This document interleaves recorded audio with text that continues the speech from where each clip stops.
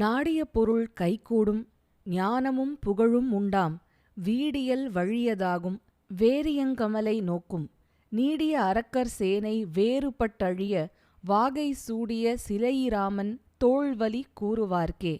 கம்பர்.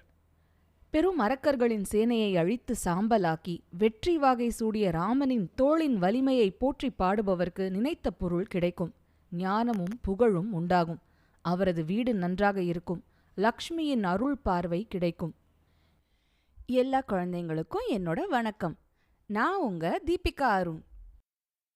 போன வாரம் சூர்பனக தன்னோட அண்ணனான ராவணனை பார்க்கறதுக்காக இலங்கைக்கு வந்து ராவணனோட ராஜசபைக்கு வந்ததை பத்தி பார்த்தோம் இல்லையா? தாம் பட்ட அவமானத்தோட மட்டும் இல்லாம ராமரோட போரிட்ட தன் சகோதரர்கள் கரணும் தூஷணனும் கூடவே ஜனஸ்தானத்துல இருந்த எல்லா ராட்சசர்களும் ராமரால கொல்லப்பட்ட சோகத்தோடையும் அதிர்ச்சியோடையும் கோபத்தோடையும் பொங்கிக்கிட்டு இருந்தா சூர்பனக. அவ எடுத்த எடுப்புலயே ராவணனை நல்லா உசுப்பி விடுற மாதிரி பேச ஆரம்பிச்சா. அண்ணா, ராட்சசர்களோட அரசன் நான் தான்னு சொல்லிக்கிட்டு நீ இங்க இலங்கையில சௌக்கியமா உட்காந்துக்கிட்டு நல்லா சுகபோகங்களை அனுபவிச்சுக்கிட்டு சந்தோஷமா இருக்க. உனக்கு நாட்டு நடப்பு ஏதாவது தெரியுமா தெரியாதா? அங்க ஜனஸ்தானத்துல இருந்த ஒட்டுமொத்த ராட்சச எனமே உன்னோட தம்பிகளான கர தூஷணர்களோட சேர்ந்து அழிஞ்சு போன செய்தி உனக்கு தெரியுமா தெரியாதா? உனக்கு உருப்படியா செய்தி சொல்ற ஒற்றன் எவனாவது இருக்கானா இல்லையா? உன்னை சுத்தி என்னென்ன ஆபத்துகள் சூழ்ந்திருக்குன்னு தெரிஞ்சுக்காம நீ ஒரு ரெண்டுங்கட்டாம் பையன் மாதிரி நடந்துட்டு இருந்தனா நீ எப்படி ஒரு ராஜாவா இருக்க முடியும்? உன்னை புகழ்ந்து ஜால்ரா போட்டுக்கிட்டு இருக்கிற மந்திரிகளை மட்டும் உன்னை சுத்தி வச்சுக்கிட்டு நீங்க உட்கார்ந்துருக்கிறதால தான் உனக்கு ஜனஸ்தானத்துல ராட்சசர்களுக்கு நடந்த பேரழிவை பத்தி ஒண்ணுமே தெரியல போல இருக்கு. அங்க ராமன் ஒரு மகாவீரன் ஜனஸ்தானத்தை அழிச்சு தண்டகாரண்யத்தையே தவம் பண்ற முனிவர்களுக்கு ஏத்த இடமா மாத்திட்டான். ஒன்னும் தெரியாம நீ இங்க உட்கார்ந்துட்டு இருக்க அப்படின்னு ராவணனை தம் வாயாலேயே போட்டு தாக்கினா சூர்பனக. அவ்வளவுதான். ராட்சசனான ராவணனுக்கு தலைக்கு மேல கோவம் வராம இருக்குமா என்ன? ஏய் சூர்பனகை, யார் அந்த ராமன்? அவன் எதுக்காக தண்டகாரண்யத்துக்குள்ள வந்தான்? தோக்கடிக்கவே முடியாத அபார வீரர்களான கரணையும் தூஷணனையும் அவன் என்ன ஆயுதத்தை வச்சுக்கிட்டு கொன்னான்? உனக்கு என்னாச்சு? உன் மூக்குக்கும் காதுக்கும் என்ன ஆச்சு? சொல்லு அப்படின்னு கத்தினா ராவணன். சூர்பனக அழுகையும் ஆர்ப்பாட்டமுமா நடந்த கதையெல்லாம் சொன்னான். குழந்தைங்களா, உங்களுக்கு ஞாபகம் இருக்குல்ல? கூனியான மந்திர எதை எப்படி சொன்னா கைகேயி மனச மாத்தலாம்னு தெரிஞ்சு சாமர்த்தியமா பேசினாளே, அதே மாதிரி ராவணன் கிட்ட எதை எப்படி சொன்னா அவனை நல்லா உசுப்பி விட்டு ராமரை அழிக்க வைக்கலாம்னு சாமர்த்தியமா பேச ஆரம்பிச்சா சூர்பனகை. அவளுக்கு ராவணனோட பலவீனம் என்னன்னு நல்லா தெரியும். அவனுக்கு மண்டோதரிங்கிற பட்டத்து ராணி மனைவியா இருந்தாலும் ராவணனோட அந்தப்புறத்துல அவனுக்கு வேற எத்தனையோ மனைவிகளும் மற்ற பெண்களும் உண்டு. அதனால அவ ராமலக்ஷ்மணர்களோட பெருமை, வீரம், அஸ்திரபலம் இதையெல்லாம் பத்தி சொல்லிட்டு, அண்ணா, எல்லாத்துக்கும் மேல அந்த ராமனுக்கு சீத்தைன்னு ஒரு பேரழகியான பொண்டாட்டி இருக்கா. அவளுக்கு ஈடான ஒரு அழகி இந்த பூமியிலையோ தேவலோகத்திலேயோ கந்தர்வ கிண்ணற கிம்புருஷர்களோட லோகத்திலேயோ கிடையாது. அவ மகாலட்சுமி மாதிரி. அவ ஒருத்தன் கூட இருந்தா அவனுக்கு எந்த குறையும் இருக்காது. அவளுக்கு ராமன் மேல கொள்ள பிரியம். ராமனுக்கும் அவ மேல அப்படித்தான். உன்ன மாதிரி 3 உலகையும் அடக்கி ஆள்ற ஒரு ராட்சச மன்னனுக்கு ஏத்த ஒரு மனைவியா அந்த சீத்தை தான் இருக்க முடியும்னு நான் நினைச்சேன். அதனால அவளை கவர்ந்து வந்து உனக்கு என் பரிசா கொடுக்கணும்னு நான் முயற்சி பண்ணேன். அப்போ அந்த கோபக்கார லக்ஷ்மணன் குறுக்க பூந்து என் மூக்கையும் காதையும் அறுத்து அவமானப்படுத்தி துரத்திட்டான். அதுக்காக பழிவாங்க கரதூஷணர்கள் போருக்கு போன போதுதான் அவங்களையும் மற்ற எல்லா ராட்சசர்களையும் ராமன் கொன்னுட்டான். அண்ணா, நீ எப்படியாவது சீத்தையை கவர்ந்துக்கிட்டு வந்து அவளை உன்னோட மனைவியை ஆக்கிக்கிட்டே ஆகணும். அப்படி நீ செஞ்சாதான் அந்த ராமனை சரியா பழி வாங்குற மாதிரியும் ஆகும், உனக்கு ஏத்த ஒரு பேரழகி கிடைச்ச மாதிரியும் ஆகும். அதனாலதான் நான் சொல்றேன், நீ உடனே கிளம்பு, வேற எதையும் யோசிக்காத, போய் சீத்தையை எப்படியாவது தூக்கிக்கிட்டு வர வழிய பாரு அப்படின்னு சொல்லி முடிச்சா சூர்பனகை. ராவணனும் சரின்னு ஒத்துக்கிட்டு உடனே கிளம்பிட்டான். இந்த காரியத்தை எப்படி செஞ்சா சரியா வரும்னு யோசிச்சுக்கிட்டே அவன் பயணம் பண்ணப்போ இதுக்கு மாரீச்சனோட உதவிய நாடுறதுதான் சரியா இருக்கும்னு அவன் முன்ன நினைச்ச மாதிரியே தீர்மானிச்சு நேரா மாமா மாரீச்சனை பார்க்க போனான். ஆச்சரியத்தோட ராவணனை வரவேத்து உபச்சாரம் எல்லாம் பண்ணிட்டு, ராவணா, இப்பத்தானே சமீபத்துல என்னை வந்து பார்த்துட்டு போனேன், எதுக்கு திடுதிப்புன்னு பழையபடியும் கிளம்பி வந்திருக்க அப்படின்னு விசாரிச்சான். ராவணனும் நடந்த கதையெல்லாம் இன்னொரு தடவை சொல்லி, பாரு மாமா, எனக்கு இந்த காரியத்துல உதவ உன்னால மட்டும்தான் முடியும். நான் அந்த சீத்தையை எப்படியாவது கவர்ந்துகிட்டு போயே ஆகணும். அதுக்கு உதவ நீயும் என் கூட பஞ்சவடிக்கு வரணும். நான் என்ன ஒரு திட்டம் யோசிச்சு வச்சிருக்கேன்னு சொல்றேன் அப்படின்னு சொல்லி தொடர்ந்து சொன்னா, நீ ஒரு பொன்னிற தோலும் அதுல வெள்ளி பொட்டுகளும் கொண்ட ஒரு பேரழகான மான் உருவம் எடுத்துக்கணும். அப்படியே போய் சீதை கண்ணில் படுற மாதிரி உலாத்தணும். அப்படிப்பட்ட அபூர்வமான ஒரு மானை சீதை பார்த்திருக்கவே மாட்டாங்கிறதால அதை பிடிச்சு தர சொல்லி ராமன் கிட்டையும் லக்ஷ்மணன் கிட்டையும் சொல்லுவா. அவங்களால அதை தட்ட முடியாது. அவங்க உன்னை பிடிக்க வரும்போது நீ போக்கு காட்டிக்கிட்டே அவங்கள ரொம்ப தூரம் கொண்டு போயிடணும். அப்போ நான் போய் தனியாக இருக்கிற சீதையை பிடிச்சி தூக்கி வந்து இலங்கைக்கு கொண்டு போயிடுவேன்.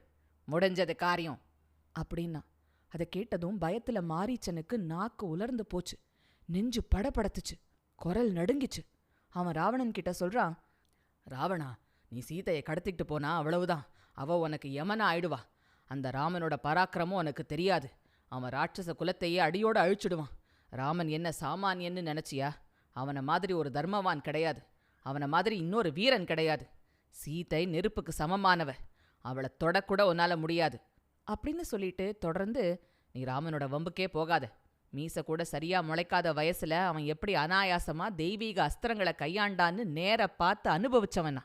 விஸ்வாமித்திரரோட யாகத்தை கெடுக்க நாங்க போன போது அவன் என் மேல அம்பை விட்டு அடிச்சு என்னை 100 யோஜனை தூரம் தூக்கி கடல்ல வீசினான். நல்ல காலம் என்னை கொல்லாம விட்டான். எனக்கு மயக்கம் தெளியறதுக்கே ரொம்ப நேரம் ஆச்சு. நிற்க கூட காலில் பலம் இல்லை. அப்புறம் எப்படியோ சுதாரிச்சுக்கிட்டு லங்கைக்கு வந்து சேர்ந்தேன். அப்படியா அந்த தடவை ஏனோ என் கூட வந்தவங்க அத்தனை பேரையும் கொன்று போட்டுட்டு என்னை மட்டும் உசுரோட விட்டான். நான் உனக்கு இன்னொரு செய்தியும் சொல்கிறேன். அவன் என்னை இன்னொரு தரமும் கொல்லாமல் விட்டான். அது எப்போன்னு சொல்கிறேன். என் உடம்பு தேறின அப்புறம் நானும் இன்னும் 2 ராட்சசர்களும் பயங்கரமான மிருகத்தோட உருவம் எடுத்துக்கிட்டு தண்டகாரண்ய வனத்தில் சுற்றிக்கிட்டு இருந்தோம். முனிவர்களை தாக்கிக்கிட்டும் அவங்கள கடிச்சு அவங்க மாமிசத்தை ருசிச்சுக்கிட்டும் அவங்களோட யாக குண்டங்களை எங்கள் கொம்புகளால் முட்டி இடித்து தள்ளியும் கொடுமை பண்ணிக்கிட்டு தெரிஞ்சுக்கிட்டு இருந்தோம். அப்போது ஒரு நாள் நான் ராமலக்ஷ்மணர்களையும் சீதையையும் தண்டகாரண்ய வனத்தில் பார்த்துட்டேன். பார்த்தா முனிவர்கள் மாதிரியே எளிமையாக இருந்தாங்க. சரி, இவங்களும் ரிஷிகளாயிட்டாங்க போல இருக்குன்னு நினச்சி இதாண்டா பழிவாங்க சரியான சமயம்னு நினச்சேன். நாங்கள் 3 பேருமா அவங்கள தாக்கிறதுக்காக பாஞ்சோம். ஆனால் ராமன் உடனே வில்லில் 3 அம்புகளை பூட்டி எங்களை குறி பார்த்து அடித்தான். நான் மிரண்டு போய் வளைஞ்சு நெளிஞ்சு ஓடி தப்பிக்க பார்த்தேன். நல்ல காலம் தப்பிச்சேன். ஆனால் என்ன மாதிரியே மிருகத் தோற்றத்தில் இருந்த மற்ற 2 பேரும் அம்பு தாக்கி அங்கேயே செத்து விழுந்தாங்க. இப்படியா 2வது தடவையும் ஏனோ ராமன் என்னை கொல்லாமல் விட்டான். எனக்கு அப்போ சொரணை வந்தது. இனிமே இந்த மாதிரி ஒரு ராட்சச வாழ்க்கை வாழறதை விட்டுட்டு நானும் தனியாக ஒதுங்கி ஒரு முனிவர் மாதிரி யோகமும் தவமும் செஞ்சு வாழ்க்கையை கடத்தேற்றிக்கலாம்னு இங்கே வந்துட்டேன். இப்போ கூட ராமனோட நினைப்பு வரும்போதெல்லாம் எனக்கு பயத்தில் உடம்பெல்லாம் நடுங்குது. அதனால் ராவணா, என்னை எந்த வம்புக்கும் இழுக்காத. நீயும் ராமனோட வம்புக்கு போகாத. போனா நீயும் அழிஞ்சு செல்வ செழிப்பில் நிகரே இல்லாத உன்னோட இலங்கை முழுசும் அழிஞ்சு நாசமாக போயிடும் அப்படின்னு எடுத்து சொன்னான். ஆனால் பொல்லாத ராட்சசனும் பயங்கர திமிரு பிடிச்சவனுமான ராவணனுக்கு இதெல்லாம் காதுலையே ஏறலை. இதோ பாரு மாமா, ராமன் ஒரு சாதாரண மனுஷன். ஒரு பொண்ணு சொன்னான்னு கேட்டுக்கிட்டு தான் ராஜ்யத்தை ஆள்ற பொறுப்பை விட்டுட்டு காட்டுக்கு வரவன் எல்லாம் ஒரு பெரிய மனுஷனா, வீரனா என்ன? நீ அவன்கிட்ட பயந்து நடுங்கினா நானும் பயப்படுவேன்னு நினச்சியா என்ன? நான் யாரு? இலங்கைக்கு அதிபதி, ராட்சசர்களுக்கெல்லாம் ராஜா. எனக்கு புத்தி சொல்கிற அருகதையெல்லாம் உனக்கு கிடையாது. எது தர்மம் அதர்மம்னு நீ எனக்கு உபதேசிக்க வேண்டாம். எனக்கெல்லாம் தெரியும். நீ என் கூட வரணும். நான் முன்னமே சொன்ன மாதிரி ஒரு பொன் மான் உருவம் எடுத்து நீ சீதையை மயக்கணும். ஒரு அரசனா நான் உனக்கு இடுற கட்டளை இது. நீ அடி பணிஞ்சு அதை செஞ்சுதான் ஆகணும் அப்படின்னு அதிகாரமாக பேசினான் ராவணன். அவன் தொடர்ந்து, நீ என் பேச்சை கேட்டு ஒழுங்கா இதை செஞ்சு முடிச்சு என் காரியமும் நிறைவேறினா நான் என் பாதி ராஜ்யத்தை கூட உனக்கு தானமாக தருவேன். கேட்கல, இப்பவே உன் உசுரை எடுத்துருவேன். ஆமாம் அப்படின்னு மிரட்டினா ராவணன். பாவம், மாரீச்சன் இனிமே என்ன செய்ய முடியும்? இதோட தன் வாழ்க்கை ராமன் கையால் முடிஞ்சுதுன்னு மனசை தேத்திக்கிட்டு ராவணனோட கூட ரதத்தில் ஏறிக்கிட்டான். ரதம் ஆகாய மார்க்கமாக கிளம்பி பஞ்சவடிக்கு போய் சேர்ந்தது. பஞ்சவட்டியில் தனியான ஒரு இடத்துல ரொம்ப அழகா வடிவமைச்ச ஒரு குடிலும் அதை சூழ்ந்து வாழை மரங்களும் வேற பல பூ பழ மரங்களும் இருந்ததை பார்த்ததும் இதுதான் ராமனோட குடிலா இருக்கணும்னு தீர்மானிச்சு ராவணன் மறைவான ஒரு இடத்துல தன் ரதத்தை நிறுத்தினான். அவன் தலையை அசைச்சதும் மாரீச்சன் ஒரு பொன் மானோட உருவத்தை எடுத்து அந்த குடிசை இருந்த பகுதி கிட்ட உலாத்த ஆரம்பிச்சான்.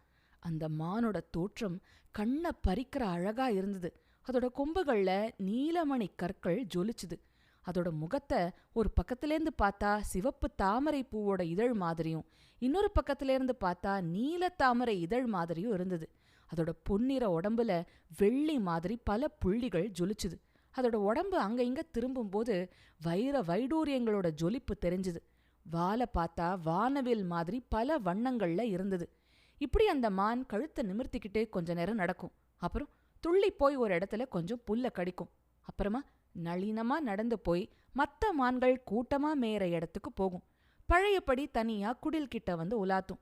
எப்படா சீத்த கண்ல படுவோம்னு மாரிச்சன் இப்படியா அங்கேயும் இங்கேயும் இந்த மான் உருவத்தோடையே சுத்திட்டு இருந்தான்.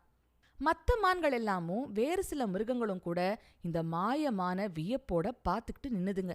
சிலது கிட்ட வந்து இதை மோந்து பார்க்கும். அப்படி பார்த்தா அவ்வளோதான், அதுங்களுக்கு இது மான் இல்ல, மிருகங்களை அடிச்சு கொன்னு தின்ற ராட்சசன்னு தெரிஞ்சு போய் அங்கிருந்து தெரிச்சு ஓடிடும். அப்போ சீத்தை கையில ஒரு பூக்குடையை எடுத்துக்கிட்டு பூ பறிக்க வெளியே வந்தா. அவளை பார்த்ததும் மாயமானுக்கு ரொம்பவே குஷியாயிடுச்சு. அவ கண்ணில் படுற மாதிரி அப்படியும் இப்படியும் நளினமா நடந்துகிட்டே சுத்தி வந்தது. சீத்தையும் அதை பார்த்துட்டா. அவளுக்கு ஆச்சரியம் தாங்கல. இத்தனை வருஷமா காட்டுல வாழ்ந்திருந்தும் கூட அவ இந்த மாதிரி ஒரு பேரழகோட பளபளன்னு ஜொலிக்கிற ஒரு மானை பார்த்ததே இல்ல. கண்கள் விரிய அவ அதை பார்த்துக்கிட்டே மயங்கி நின்னுட்டா. அப்புறம் உடனே குடிசைய நோக்கி, ஆரியபுத்ரா, உடனே வெளியே வாங்களே, சீக்கிரம் சீக்கிரம், லக்ஷ்மணனையும் வர சொல்லுங்க அப்படின்னு கூவினா. 2 பேரும் அவசர அவசரமா வெளியே வந்தாங்க. சீத்தை அவங்களுக்கு அந்த மானை காட்டினா. ராமர் கூட ரொம்ப ஆச்சரியத்தோட அந்த மானை பார்த்தாரு. லக்ஷ்மணன் கண்ல மான் பட்டுதோ இல்லையோ, அவன் சட்டுன்னு சொல்லிட்டான், இது நிஜ மான் கிடையாது. அநேகமா இது நினைச்ச போது நினைச்ச உருவத்தை எடுத்துக்கிற ராட்சசன் மாரீச்சனாதான் இருக்கணும். காட்டுக்கு வேட்டையாட வர அரசர்களை மாரீச்சன் பலவித உருவங்களை எடுத்து ஏமாத்தி கொன்னதை பத்தி நான் கேள்விப்பட்டிருக்கேன். இந்த மாதிரி தங்கமும் வைர வைடூரியங்களும் ஜொலிக்கிற மிருகம் ஏதாவது நிஜத்துல உண்டா என்ன? இது வெறும் மாயாஜாலந்தான், வேற ஒன்றும் இல்லை. ஆனா அந்த மாயமானோட அழகுல மயங்கின சீத்தைக்கு லக்ஷ்மணன் சொன்னதெல்லாம் காதுல விழுந்த மாதிரியே தெரியல. அவ ராமர்கிட்ட, நாதா பாருங்களே, ஐயோ எவ்வளோ அழகா இருக்கு. நானும் எத்தனையோ விதவிதமான மான்களை பார்த்துருக்கேன். ஆனா இந்த மாதிரி ஒரு மானை இப்பதான் பார்க்கறேன். இது எனக்கு வேணுமே, எனக்கு இதை பிடிச்சு தாங்களேன். நான் அதை என் கூடவே வச்சுக்கிட்டு இது கூட விளையாடிக்கிட்டே இருப்பேன். நம்ம திரும்ப அயோத்திக்கு போறப்போ இதையும் கூடவே கூட்டிக்கிட்டு போயிடலாம்.